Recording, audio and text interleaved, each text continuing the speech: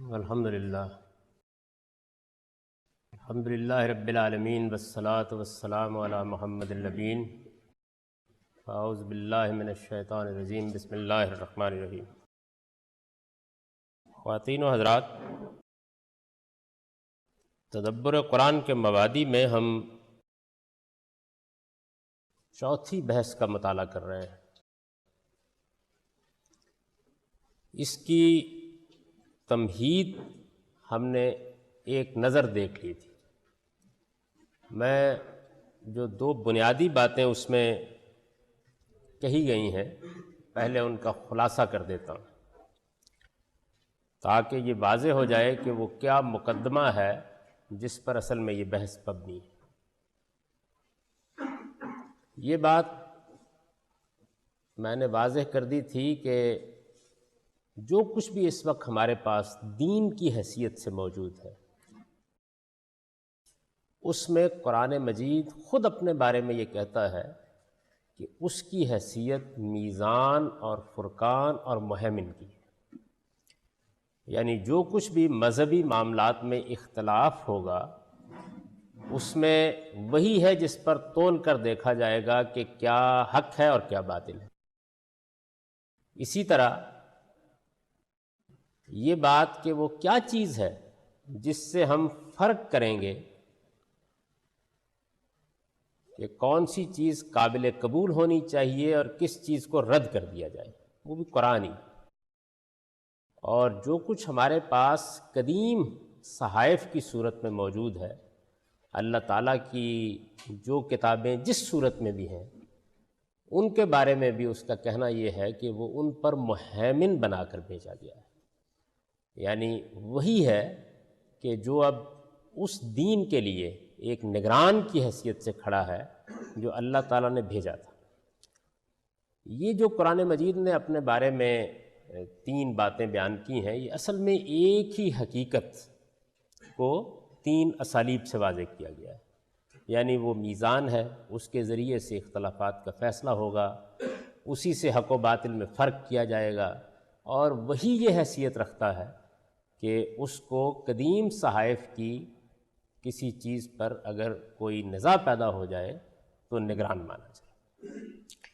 یہ جو بنیادی مقدمہ ہے اس سے میں نے یہ بات واضح کی تھی کہ قرآن مجید کی یہ حیثیت ہے جو اس نے خود اپنے لیے ثابت قرار دی.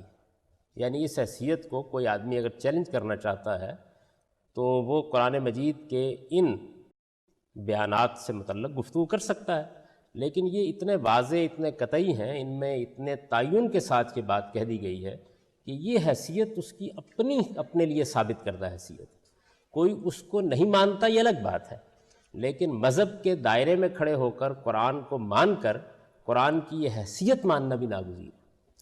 اس حیثیت سے جو چیزیں بطور اصول نکلتی ہیں وہ میں نے عرض کیا تھا کہ دو ہیں، اور اس کو میں نے بیان کر دیا تھا.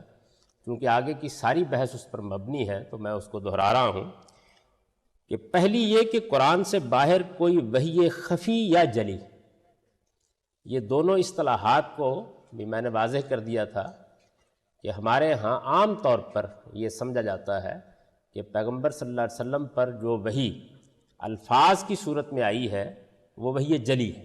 یعنی یہ دونوں اصطلاحات قرآن کی اصطلاحات نہیں ہیں، لیکن بعد کے لوگوں نے دو معاملات کو واضح کرنے کے لیے اصطلاحات اختیار کی ہیں، وحی جلی اور وحی خفی.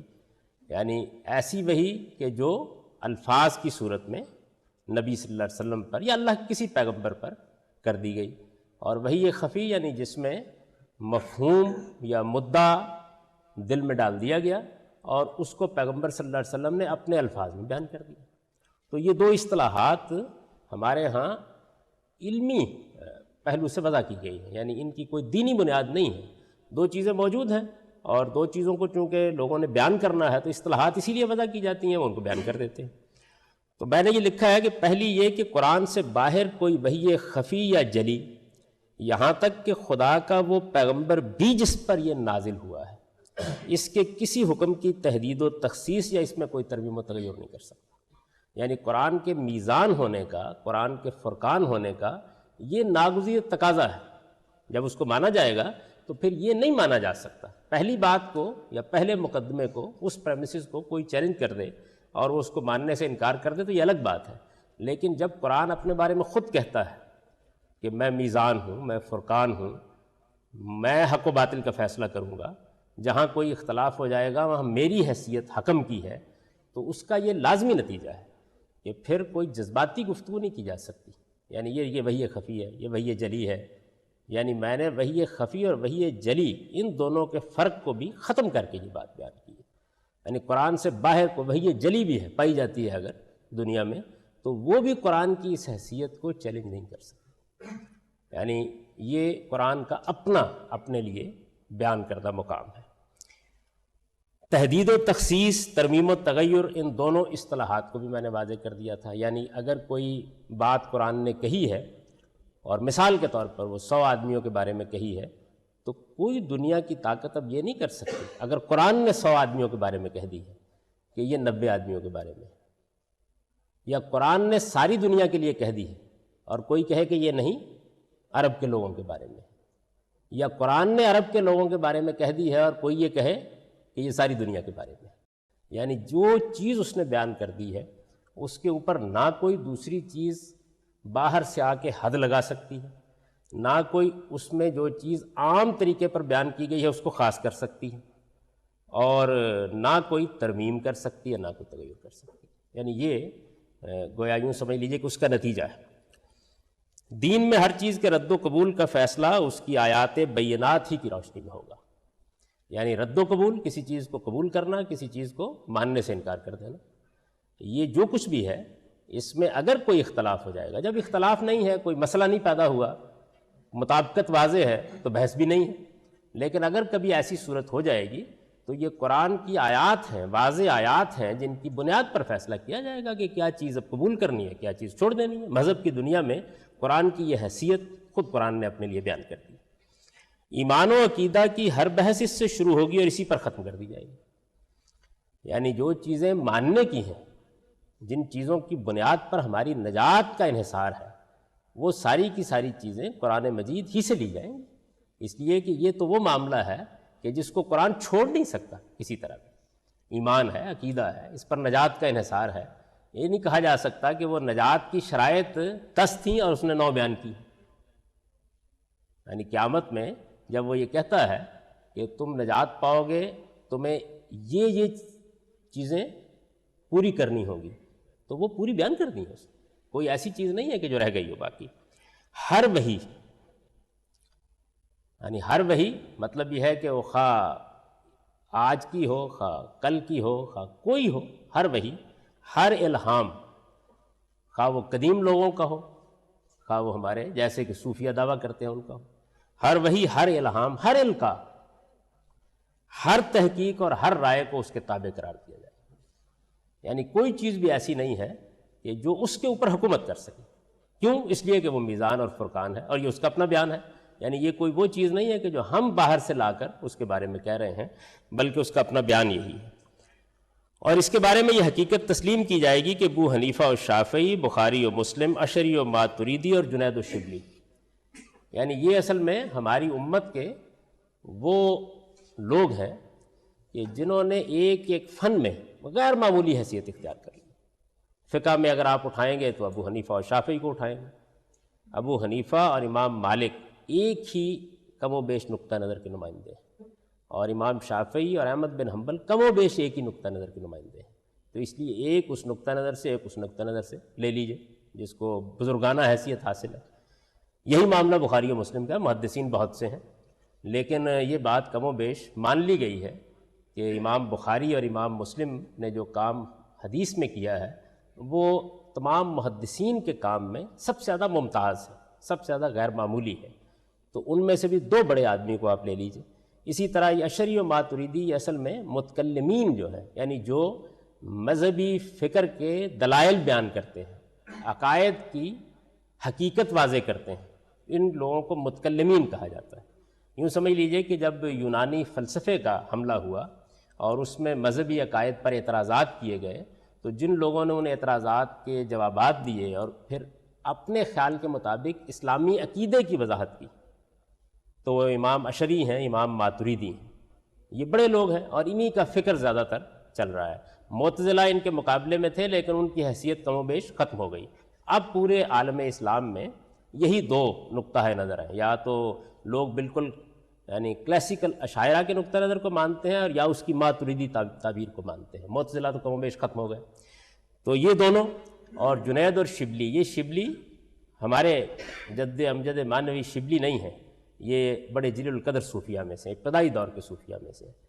یہ وہی شبلی ہیں جن کے بارے میں وہ قصہ بیان کیا جاتا نا کہ جب منصور کو سزا دینے کا فیصلہ کر لیا گیا تو لوگ جا رہے تھے اور کوئی اینٹ پتھر جو بھی ان کے ہاتھ میں آتا مارتے تھے، تو وہ بہت استقامت کے ساتھ اینٹ پتھر کھا رہے تھے، ان کی زبان سے کوئی سی بھی نہیں نکلی، یہاں تک کہ شبلی بھی آئے کیونکہ قاضی شہر نے فتویٰ دے دیا تھا کہ ان کو سزا دینی ہے، تو وہ بھی فتوے کی پیروی کرتے ہوئے آئے اور انہوں نے ایک پھول ان کو مارا تو وہ سسک اٹھے، تو انہوں نے کہا کہ اب مجھے یہ وہ شبلی، یعنی یہ ہمارے مولانا شبلی نہیں ہے۔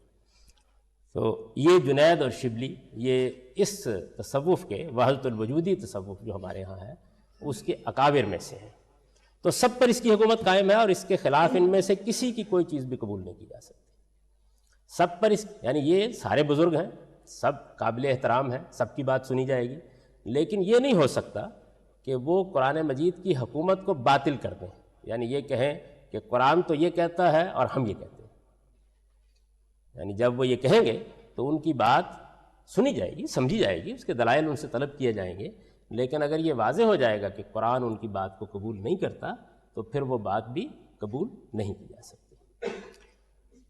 دوسری جو بات اس سے میں نے واضح کی تھی وہ یہ تھی کہ اس کے الفاظ کی دلالت اس کے مفہوم پر بالکل قطعی ہے، یعنی ظاہر ہے قرآن الفاظ کے جامع میں، اب کوئی آدمی یہ نہیں کہہ سکتا کہ قرآن کے الفاظ تو یہ کہتے ہیں لیکن میں یہ کہتا ہوں، اور اس کے لیے یہ دلیل دے کہ بھئی الفاظ کا کیا ہے، الفاظ سے تو ہو سکتا ہے مطلب نکالنے میں ہم غلطی کر گئے ہیں، تو الفاظ سے مطلب ہی نکالا جائے، یعنی کوئی چارہ نہیں ہے۔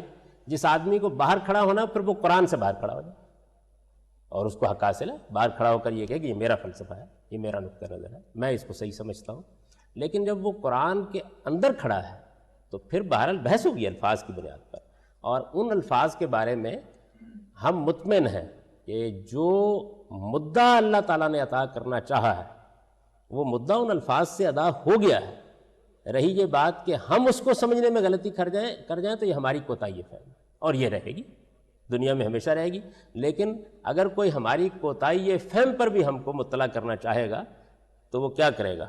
وہ الفاظ ہی کی بحث کرے گا، یہ کہے گا کہ یہ جملہ ہے، یہ سیاق و سباق ہے، یہاں آیت آئی ہے، یہ پس منظر ہے، بحث وہیں ہوگی ساری کی ساری، اور اس میں کوئی ابہام نہیں ہے۔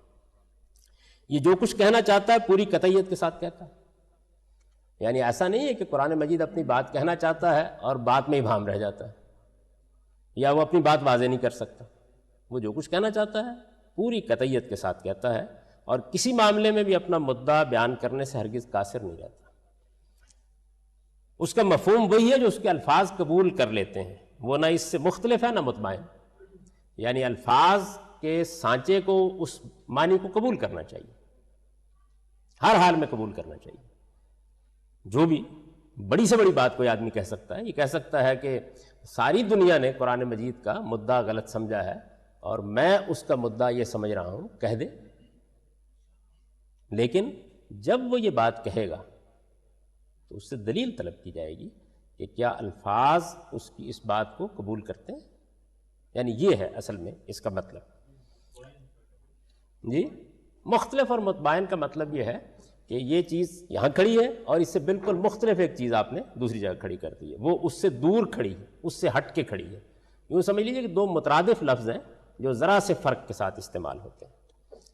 اس کے شہرستان معانی تک پہنچنے کا ایک ہی دروازہ ہے اور وہ اس کے الفاظ ہیں، یعنی کوئی آدمی اگر اس کے شہرستان معانی تک پہنچنا چاہے، معانی کا ایک شہر ہے نا قرآن مجید، تو اس تک کوئی آدمی اگر رسائی حاصل کرنا چاہتا ہے تو کوئی دو دروازے نہیں ہے، ایک ہی دروازہ ہے، وہ الفاظ سے جائے گا۔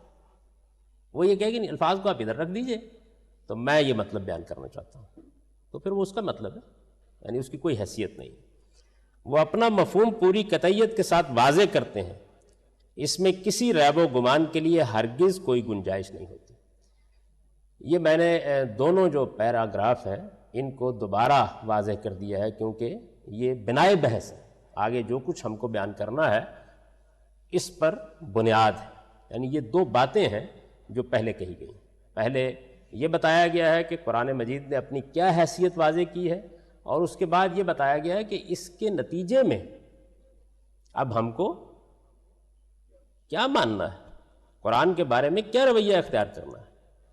یعنی کوئی آدمی، جس طرح کہ میں نے عرض کیا، وہ آئے اور آ کر یہ بحث کرے، یہ اس کو حق حاصل ہے، آ کر یہ بحث کرے کہ ابو حنیفہ نے مطلب غلط سمجھا ہے، شافعی نے مطلب غلط سمجھا ہے، یا اس زمانے کے کسی مفکر نے، عالم نے غلط مطلب سمجھا ہے، حق حاصل ہے اس کو۔ لیکن بہرحال فیصلہ کون کرے گا؟ فیصلہ قرآن مجید ہی کرے گا، اور قرآن مجید سے فیصلہ حاصل کرنے کے لیے اس کے الفاظ ہی پر گفتگو کی جائے۔ یعنی الفاظ پر گفتگو کا مطلب کیا ہوتا ہے؟ الفاظ پر گفتگو کا مطلب یہ ہے کہ جو دنیا بھر میں مسلم ہے، ایک آدمی یہ کہتا ہے کہ یہ جو لفظ ہے اس کے تو یہ معنی نہیں ہوتے جو آپ بیان کر رہے ہیں، تو بحث ہو جائے گی، گفتگو ہو جائے گی، وہ اس کے دلائل دے سکتا ہے۔ وہ یہ کہتا ہے کہ یہ اصل میں لفظ کے اندر یہ معنی تو ہوتے ہیں، لیکن یہ تو جملہ قبول نہیں کرتا اس معنی کو۔ عین ممکن ہے ایسا ہو، یعنی ہم ایک لفظ کے معنی تو ٹھیک سمجھ رہے ہوں، لیکن جملے میں وہ اس مفہوم میں استعمال نہ ہوا ہو، 2 معنی ہے، 4 معنی ہے، یہ حق رکھتا ہے وہ یہ کہتا ہے کہ جی جو آپ نے مدعا سمجھا ہے، قرآن کا سیاق و سباق اس کو قبول نہیں کرتا، قرآن کا عرف اس کو قبول نہیں کرتا۔ قرآن مجید نے دوسرے مقامات پر یہ بات اس طرح سے واضح کی ہے، تو اصل میں وہ اب الفاظ کے اندر کھڑا ہے نا، اس کے ساتھ گفتگو ہو رہی ہے، بات ہو رہی ہے، اور اس بات میں کوئی مسئلہ نہیں ہے۔ لیکن جیسے ہی وہ کہتا ہے کہ قرآن کے الفاظ سے جو مطلب آپ سمجھ رہے ہیں اسے الگ رکھ دیجیے، میرے خیال میں قرآن کو یہ کہنا چاہیے، یہ قابل قبول نہیں ہو سکتا کسی حال میں۔ کہا اسے وہیں سے آنا ہوگا، اور وہاں سے وہ بڑے سے بڑے آدمی پر تنقید کر دیں اور اس کی غلطی باتیں کر دیں، لیکن وہاں سے آئے گا، اور وہاں انہی اصولوں پر بحث ہوگی جو پھر میں عرض کر دوں کہ ہم اس سے پہلے زبان کے مباحث پر بڑی مفصل گفتگو کر چکے ہیں، انہی اصولوں پر، جو اصول دنیا میں کسی بھی کتاب کو پڑھنے کے لیے ناگزیر اصول، یعنی ان میں کوئی نئی بات نہیں ہے۔ یہ بات معلوم کی جائے گی کہ جس زبان میں وہ کتاب ہے وہ زبان کیا اس معنی کو قبول کرتی ہے۔ یہ پوچھا جائے گا کہ جس کتاب کے بارے میں آپ یہ گفتگو کر رہے ہیں اس کے جملے کی ساخت، اس کا سیاق و سباق، اس کے مصنف کا عرف، یہ چیزیں اسے قبول کرتی ہیں۔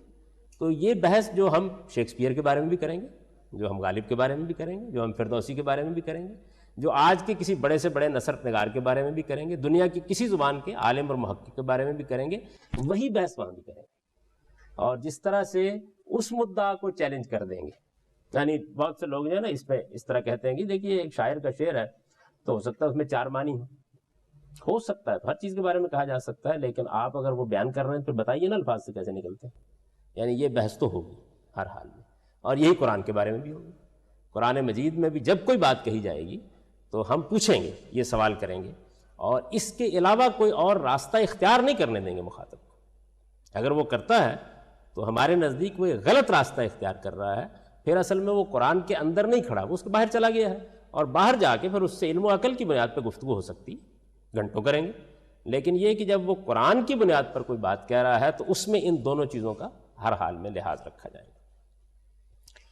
یہ میں نے لکھا ہے کہ یہ دونوں باتیں، یعنی یہ دونوں باتیں، پہلی بات یہ کہ قرآن مجید میں کوئی تبدیلی، کوئی ترمیم و تغیر قرآن سے باہر کی کوئی چیز نہیں کر سکتی، سب پر اس کی حکومت قائم ہے۔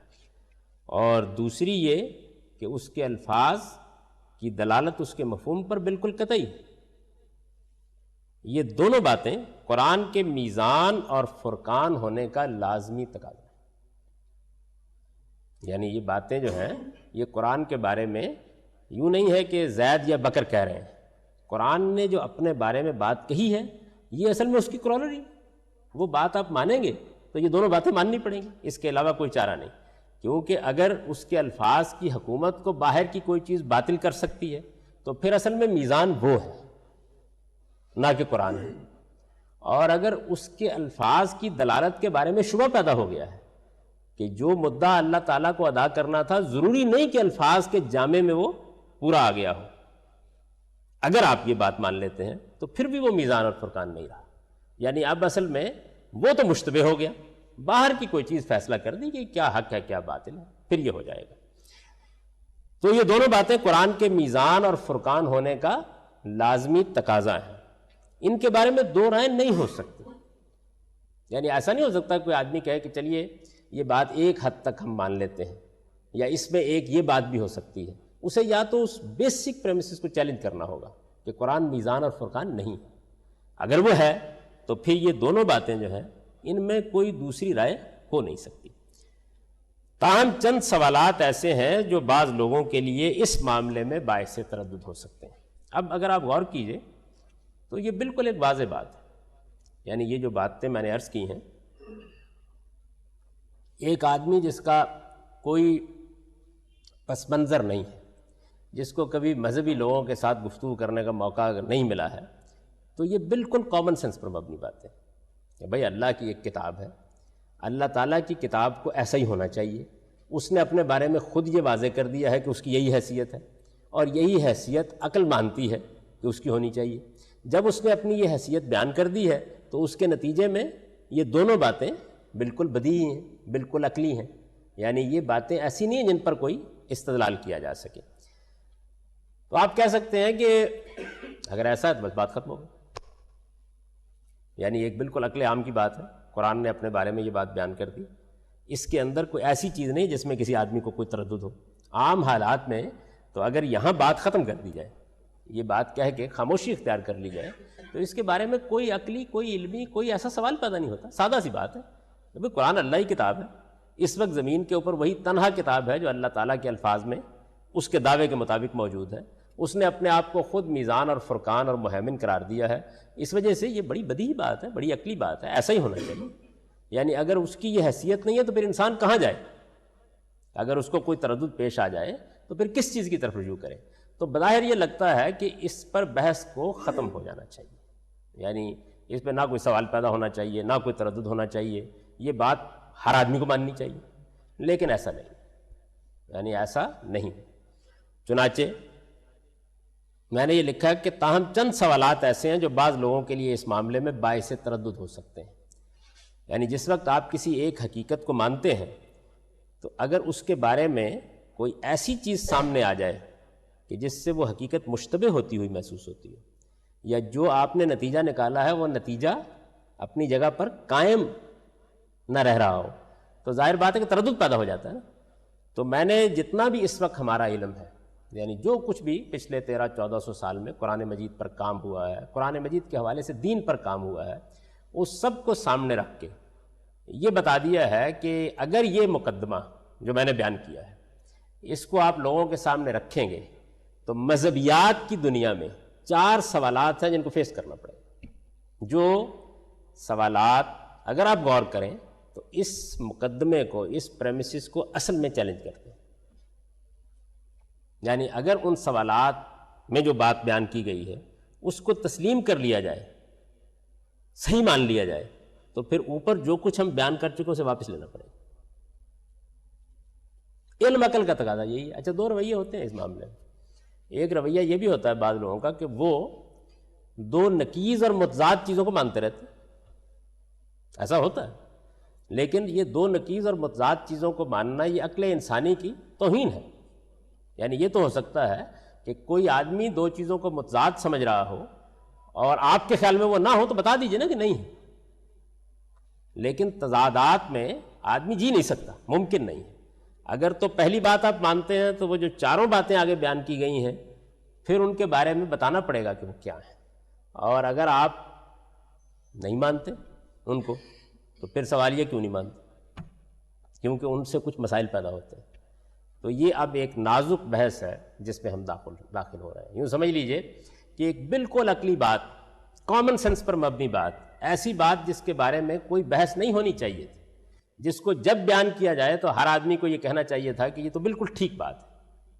ایک ایسی بات ایک ایسی بات جس کے بارے میں قرآن مجید کے اپنے بیانات بالکل واضح ہیں، جس میں کوئی تعویل کا امکان نہیں ہے. یعنی اگر ایک کے معاملے میں کچھ کہیں گے تو دوسرے کے بارے میں کیا کہیں گے.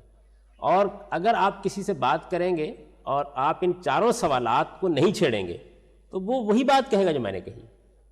یعنی عقل عام یہی کہتی ہے، علم کا تقاضا یہی ہے.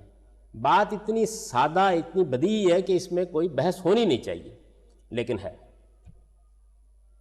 بھائی آخر لوگ کہتے ہیں نا کہ اللہ تعالیٰ کے وجود سے زیادہ بدیہی بات کون سی ہو سکتی ہے، لیکن بحث تو ہے. یعنی بحث تو اس میں بھی ہو گئی کہ عقل جیسی چیز جس کو غیر معمولی شرف انسانی سمجھنا چاہیے، اس میں بھی بحث تو ہو گئی نا.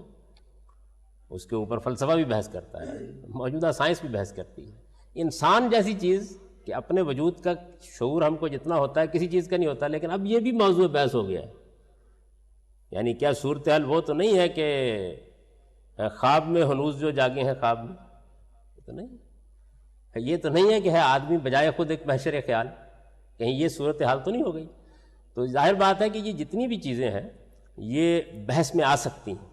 ایسے ہی یہ جو پریمیسز ہے، یہ جو مقدمہ ہے، یہ جو بدیہی بات ہے، یہ جو بظاہر عقل عام کی بات لگتی ہے، یہ بات جس کے بارے میں خیال ہوتا ہے کہ کوئی دو رائے نہیں ہو سکتی، جس کو سنتے ہی آدمی جی چاہتا ہے مان لے، اس پہ بحث ہو گئی. اس پر بحث ہو گئی. کیسے ہوئی ہے وہ ہم دیکھتے ہیں.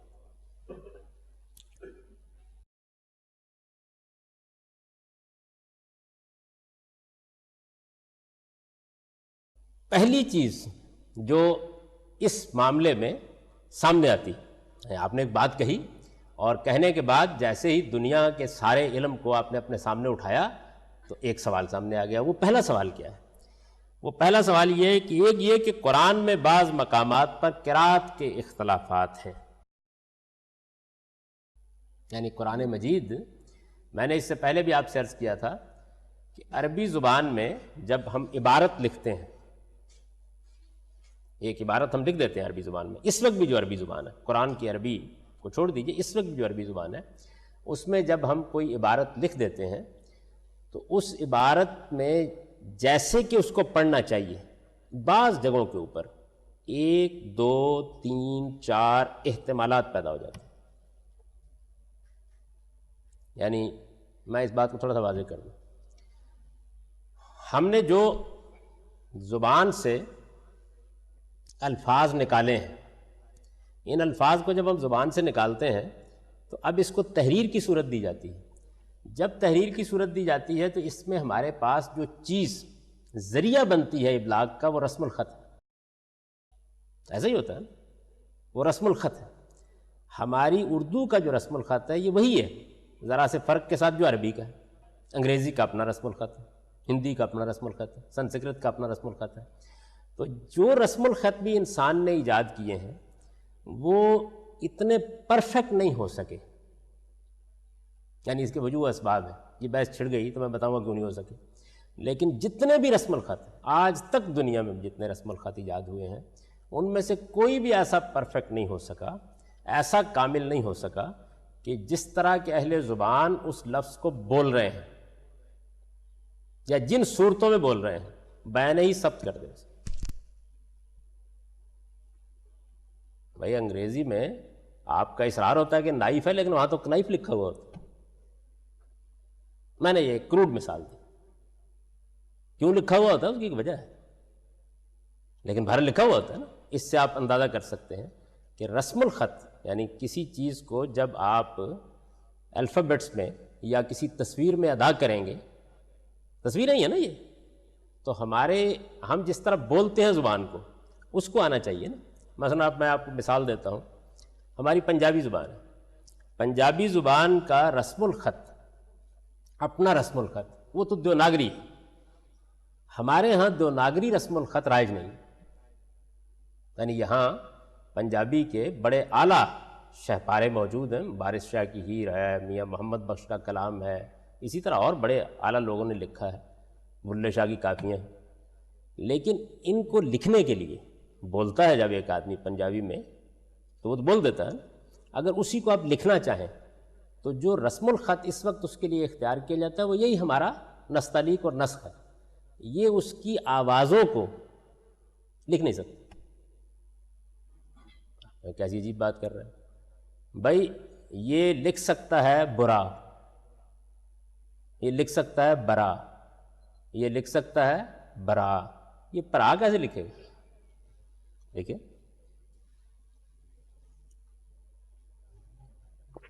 نہیں لکھ سکتا. یعنی لکھنے کا کوئی، وہ اگر پے کو آپ پھے بنائیں گے تو فرا بن جائے. یہ نہیں لکھ سکتے. یعنی جو آواز نکل رہی ہے اس آواز کو یہ ثبت نہیں کر سکتا. یہ اس کا عجز ہے اس رسم الخط کا.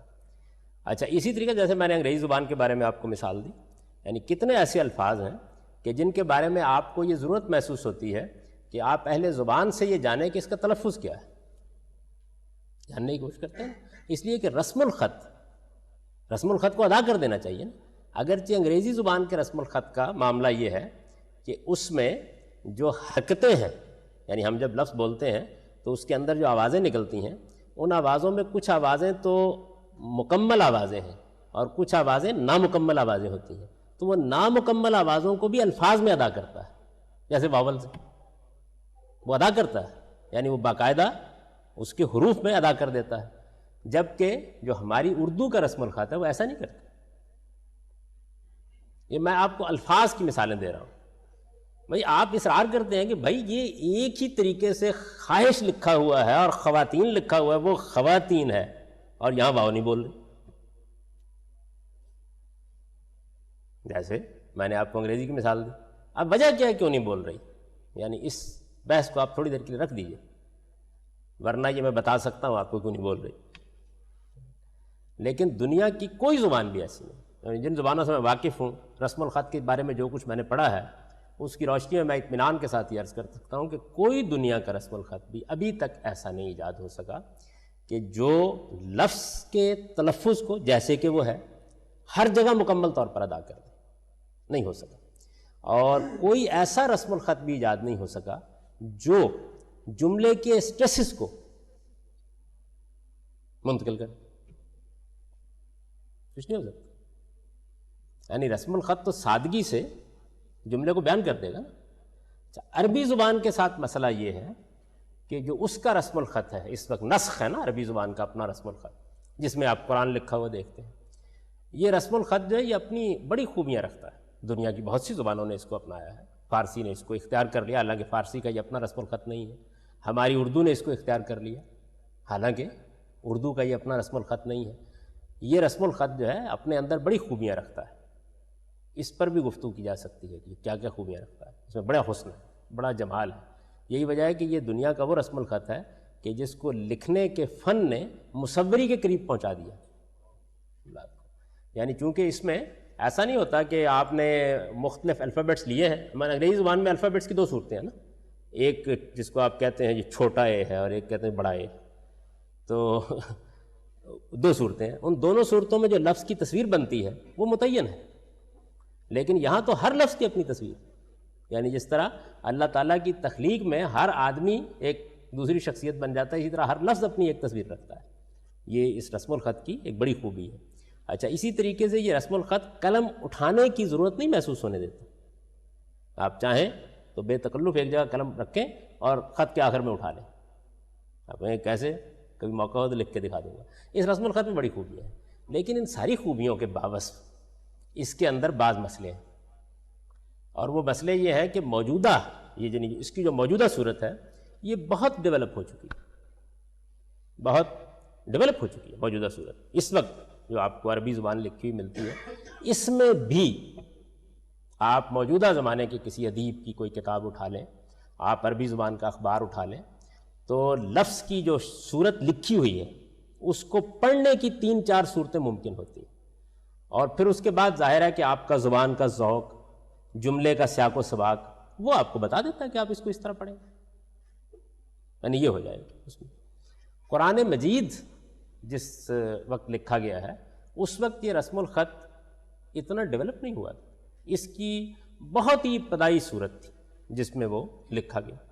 اچھا پھر اس کے بعد جیسے غالب کے کبھی خطوط آپ نے پڑھے ہوں گے جو ان کے اپنے ہاتھ سے لکھے ہوئے ہیں، تو آپ یہ دیکھتے ہیں کہ یہ ہمارے یہاں رہا ہے طریقہ کہ جہاں پر لفظ کی ساخت یا ایک اچھا پڑھنے والا یہ خود محسوس کر لیتا ہے کہ یہاں اصل میں یہ کاف ہے یا فے ہے، تو وہاں نقطے نہیں ڈالتے تھے، یعنی صورت بنا دی.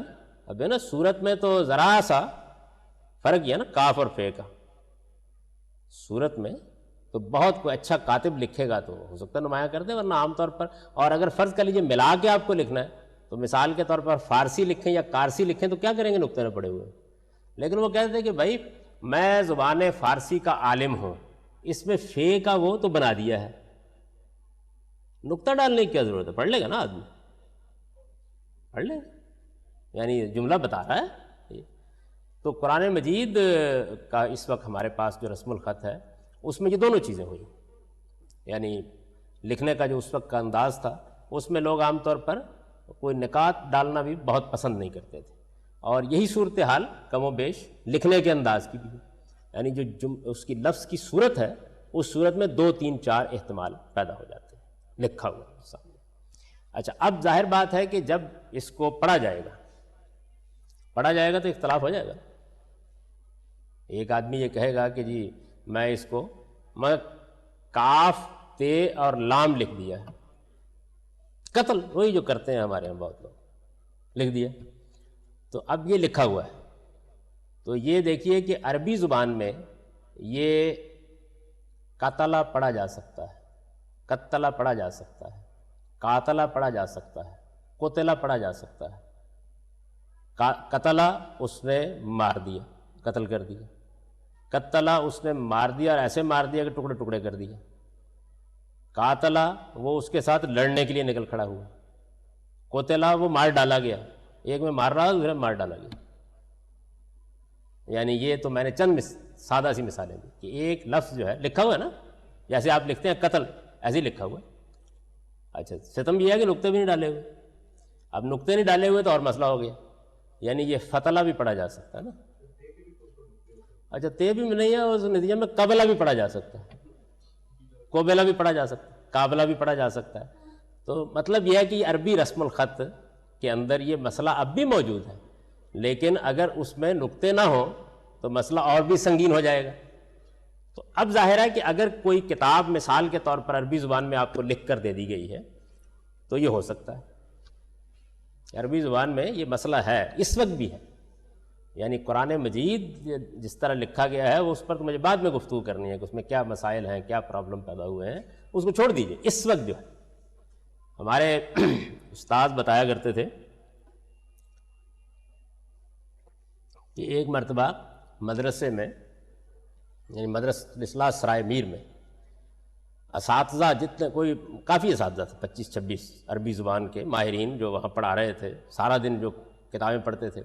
تو ایک کتاب پڑھائی ہے، اس میں بحث ہو گئی کہ بھائی اس میں ایک لفظ لکھا ہوا ہے الدوانی،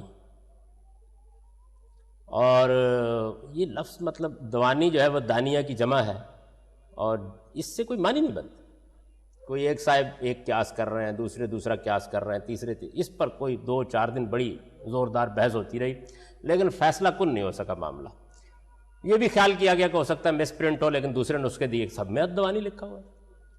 یہ وہ دوانی نہیں ہے جو آپ کے یہاں سے اب متروک ہو چکی ہے، عربی کی عبارت تھی تو اس میں الدوانی لکھا ہوا تھا. تو ایک زمانے میں ایک دوانی بھی ہوتی تھی بھائی، وہ بیچاری اب کہاں غائب ہو گئی. تو الدوانی پر بہت بحث ہوتی رہی، صبح و شام بحث ہوئی. تو معلوم ہوا کہ امام فرائی اپنے گاؤں سے تشریف لائے ہیں، تو سب نے خیال کیا کہ ان سے پوچھتے ہیں جا کے کہ ہو سکتا ہے وہ بڑے فاضل آدمی تھے عربی زبان کے، اور اس کے تو ان سے پوچھ لیتے ہیں. تو لے گئے تو انہوں نے کہا کہ مولانا یہ لفظ الدوانی جو ہے ہر پہلو سے جو معنی ہو سکے دیکھ لیں، جملہ نہیں قبول کرتا اس کو. تو انہوں نے کہا لاؤ دکھاؤ، تو وہ دکھایا تو انہوں نے کہا اوہو یہ تو الد و انی ہے بھائی، یہ تو الد و انی ہے. تو وہ الدوانی کا الد و وانی ہو گیا اور الد و وانی کا الدوانی ہو گیا. تو یہ مسائل جو ہے یہ اس زمانے میں بھی عربی زبان میں پیدا ہو جاتے ہیں، اس کے پڑھنے میں پیدا ہو جاتے ہیں، سمجھنے میں پیدا ہو جاتے ہیں. تو وہ الد و وانی ہو گیا. یہ جو صورتحال عربی زبان کے ساتھ ہے، اگر مثال کے طور پر قرآن مجید ہمارے پاس لکھا ہوا رسول اللہ صلی اللہ علیہ وسلم نے لکھ دیا، اور وہ لکھا ہوا ہمارے پاس موجود ہے، اور اس کو پڑھنے کا معاملہ لوگوں پر چھوڑ دیا گیا. جیسے کہ آج کل کا مصنف مثلا طه حسین ہے، محمود عباس عقاد ہے، لطفی بن فلوطی ہے، انہوں نے ایک کتاب لکھ دی اور اس کو پڑھنے کا معاملہ ہم پر چھوڑ دیا ہے. تو پھر یہ ایسے ہی اختلافات ہیں، کوئی گھبرانے کی اس میں چیز نہیں ہے. جیسے اختلافات قرآن مجید کی کسی آیت کو سمجھنے میں ہو جاتا، یعنی پھر پڑھنے میں بھی ہوگا. اچھا، وہ پڑھنے میں ہو جائیں گے تو سیاق سے سباق سے اس کا فیصلہ کیا جائے گا، یہ کوئی مشکل کام نہیں. چنانچہ اگر تو بات یوں ہے تو تب بھی کوئی مسئلہ نہیں، لیکن بات کیا ایسے ہی ہے؟ یعنی کیا یہی صورت ہے کہ قرآن مجید کو نبی صلی اللہ علیہ وسلم نے لکھ تو دیا لیکن اس کے پڑھنے کا معاملہ لوگوں پر چھوڑ دیا؟ خود قرآن سے بھی یہ بات معلوم ہوتی ہے اور تاریخ سے بھی یہ بات بالکل ثابت ہے کہ رسالت میں آپ صلی اللہ علیہ وسلم نے اس کو پڑھا ہے نا، اور اس کے بعد جو پڑھا گیا ہے اللہ تعالیٰ، آگے میں بتاؤں گا آپ کو، قرآن مجید میں کہتے ہیں کہ اس جس طرح پڑھا گیا ہے، یعنی وہ جبریل نے پڑھا ہے، رسول اللہ نے سنا ہے اور اس طرح اس کو پڑھا ہے. یعنی آپ یوں سمجھیے کہ جیسے مثال کے طور پر ہمارے پاس انگریزی کی ایک کتاب ہے تو صورتحال یہ نہیں ہے کہ وہ چھاپ کر آپ کو دے دی گئی ہے، نہیں، وہ پڑھ کر مصنف نے اس کو پڑھا ہے اور پڑھنے کے بعد ریکارڈ کر لی گئی. صورتحال تبدیل ہو گئی نا بہت. یعنی مثال کے طور پر میں اس وقت گفتگو کر رہا ہوں تو ایک تو یہ میری کتاب ہے جو میرے سامنے پڑھی ہوئی ہے، آپ اس کو گھر میں بیٹھے ہوئے پڑھ رہے ہیں. میں تو اس وقت خود بول رہا ہوں، میں خود بول رہا ہوں اور آپ اس کو ریکارڈ کر رہے ہیں. اب یہ جو ریکارڈ ہے اس کے بعد پھر یہ بات کہنے کی گنجائش تو نہیں رہ جاتی نا کہ کتاب ہے ہمارے پاس، ہم جیسے چاہیں گے پڑھ لیں گے اس کو. تو یہ دوسری چیز قرآن کے بارے میں ہو گئی، یعنی اس کو پڑھ دیا گیا ہے. اور اللہ تعالیٰ کو اصرار ہے کہ ایسا نہیں کیا انہوں نے کہ انہوں نے لکھ کر قرآن مجید رسول اللہ صلی اللہ علیہ وسلم کو دے دیا ہو اور رسول اللہ صلی اللہ علیہ وسلم نے یا ان سے سن کر لکھ کر دے دیا ہو. محض نہیں، لکھا بھی ہے لیکن پڑھا بھی ہے. اب جب لکھا بھی ہے اور پڑھا بھی ہے تو پھر قرآن کے بارے میں یہ بات تو طے ہو گئی کہ بھائی اس کا پڑھا جانے کا معاملہ جو ہے اس کی بھی نسبت رسول اللہ صلی اللہ علیہ وسلم کی طرف لازمن ہو. یعنی اب محض مسئلہ یہ نہیں رہا. یہ کیوں کیا گیا؟ یعنی ایسا کیوں نہیں کیا گیا کہ قرآن مجید کا ایک متن لکھا جاتا اور لکھ کے اس کو صحابہ کرام دے دیتے؟ اس کے بعد جیسے کہ بعض اہل علم، بعض جلیل القدر اہل علم، جن میں ایک بڑا آدمی زمخشری بھی ہے، بعض اہل علم کی یہ ہے رائے کہ قرآن مجید کو پڑھنے کے معاملے میں ہم آزاد ہیں. متن جو ہے اس کو پڑھنے کے معاملے میں آزاد ہے، جیسے عربی زبان کی کوئی اور کتاب پڑھنے کے معاملے میں آزاد ہے. یعنی ہم اس کو جس طرح چاہے پڑھ لیں گے. یہ ہے ایک نقطہ نظر. لیکن اب مسئلہ یہ ہے کہ اس نقطہ نظر کو مان لیتے، آسانی ہو جاتی. تاریخی حقیقت بھی اس کے خلاف ہے اور مسلمانوں کا عمومی اجماع بھی اس کے خلاف ہے اور خود قرآن بھی اس کے خلاف. یعنی وہ صرف لکھا نہیں گیا، اس لکھے ہوئے متن کو پڑھا گیا ہے اور جیسے وہ پڑھا گیا ہے اس کے پڑھنے کو منتقل کیا گیا ہے. کیوں کیا گیا؟ چھوڑ کیوں نہیں دیا گیا؟ یعنی کوئی اس سے قرآن مجید میں اس لیے پڑھا گیا ہے کہ وہی رسم الخط کا مسئلہ. اگر رسم الخط ڈیولپ ہو چکا ہوتا تو میرے نزدیک شاید اس کی ضرورت نہ ہوتی. پڑھا گیا ہے، جب پڑھا گیا ہے اور لکھا بھی گیا ہے تو اب لکھنے میں جو لکھا گیا ہے وہ منتقل ہو رہا ہے اور پڑھنے میں جو پڑھا گیا ہے وہ منتقل ہو رہا ہے. اور اسی لیے کہ جو اتنے زیادہ احتمالات تھے اس رسم الخط میں، یعنی صورتحال میں نے جیسے کہ بتائی کہ ایک قتلہ جو ہے وہ ان صورتوں میں پڑھا جا سکتا ہے، تو یہ تو مصیبت آ جاتی. مطلب یہ ہے کہ قرآن مجید بے شک حکم ہوتا رہتا لیکن آپ اندازہ نہیں کر سکتے کیا ہو جاتا اس کے نتیجے میں. چنانچہ اللہ تعالیٰ نے چونکہ اس کو میزان اور فرقان بنا کر نازل کیا ہے تو دونوں اہتمام کیے، یعنی لکھوا دیا، رسول اللہ صلی اللہ علیہ وسلم نے اس کو تحریر کرا دیا اور صحابہ کرام کا لکھا ہوا قرآن جو ہے اسی سے نقل کرتے ہیں. یعنی قرآن مجید میں اس امت نے کبھی اس کی اجازت نہیں دی کہ جب اس کو لکھا جائے تو اس میں جیسے انہوں نے لکھا ہے اس میں کوئی تبدیلی کر دی جائے. جیسے لکھا ہے ویسے اس کو منتقل کر دیا جاتا ہے اور پھر جیسے پڑھا گیا ہے ویسے ہی اس کو منتقل کیا جاتا ہے. اس کا پڑھنا بھی منتقل ہو رہا ہے، اس کا لکھنا بھی منتقل ہو رہا ہے، مسلسل ہو رہا ہے. اور میں نے وجہ بتا دی اس کی کہ چونکہ خدا نے اس کو میزان اور فرقان بنا کے نازل کیا ہے تو جہاں تک انسانی حدود کے اندر اختلافات ختم نہیں کیے جا سکتے، وہ جملے کے سمجھنے کے اختلافات فہم کے، یہ تو لیکن ممکن حد تک اس کو اتھارٹی بنا دینے کے لیے، اس کی حکومت قائم کر دینے کے لیے یہ اہتمام کیا گیا ہے کہ دونوں کام کیے گئے، اور اس کے بارے میں ان دونوں باتوں کا نہ قرآن کی اپنے بیانات کی روشنی میں انکار کیا جا سکتا ہے اور نہ تاریخی حقائق کی روشنی میں انکار کیا جا سکتا ہے۔ یہ دونوں چیزیں جو ہیں چونکہ قطعی ہیں، تو اس وجہ سے قرات کے اختلافات اگر ہو جائیں گے، یعنی اگر یہ اختلاف ہو جائے گا کہ رسول اللہ نے یوں بھی پڑھا ہے یوں بھی پڑھا ہے، یہ ہے مطلب اس کا، اس جملے کا مطلب یہ ہے کہ یہ بات طے ہونے میں مشتبہ ہو گئی کہ حضور نے یوں بھی پڑھا ہے یوں بھی پڑھا ہے۔ میں اس کی آگے وضاحت کرتا ہوں، یہ ایک سوال کرنے کے لیے بےتاب ہے، ان کا سوال سن لوں۔ جی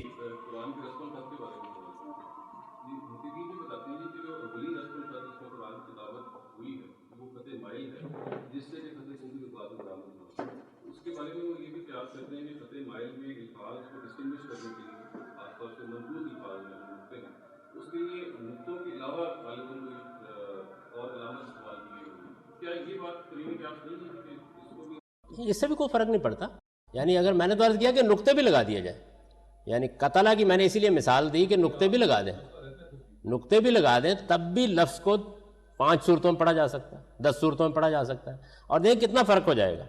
یعنی آپ کہیں کہ فقتلوہم، ان کو قتل کرو، اور ایک دوسرا آدمی اس کو بالکل دوسرے طریقے سے پڑھ کے دوسرا مطلب بیان کر دے۔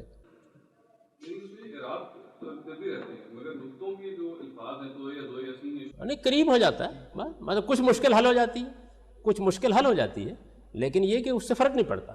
دیکھیے نا، بات یہ ہے کہ اگر ایک کتاب کو آپ نے میزان اور فرقان بنا کر نازل کیا ہے، اس کی حیثیت یہ ہے، تو یہ ہوگا نا کہ انسانی حد تک جتنا بھی زیادہ اللہ تعالیٰ اپنے منشا کو آپ تک منتقل کرنا چاہیے نا ان کو، یعنی انسانی حد سے ماورا تو کرنا نہیں، اس لیے کہ انسانی حد سے ماورا ہونے کی صورت میں تو پھر وہ ایک ایسی چیز بن جائے گی جس کے بعد آزمائش ختم ہو جائے گی۔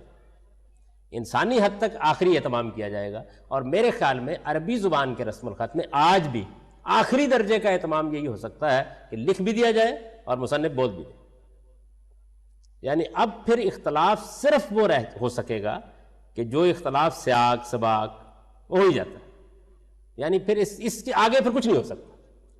یوں سمجھ لیجئے کہ انسانی سطح پر کسی کلام کو اگر آپ منتقل کرنا چاہتے ہیں تو اس میں یہ دونوں آخری درجے کی چیز ہے۔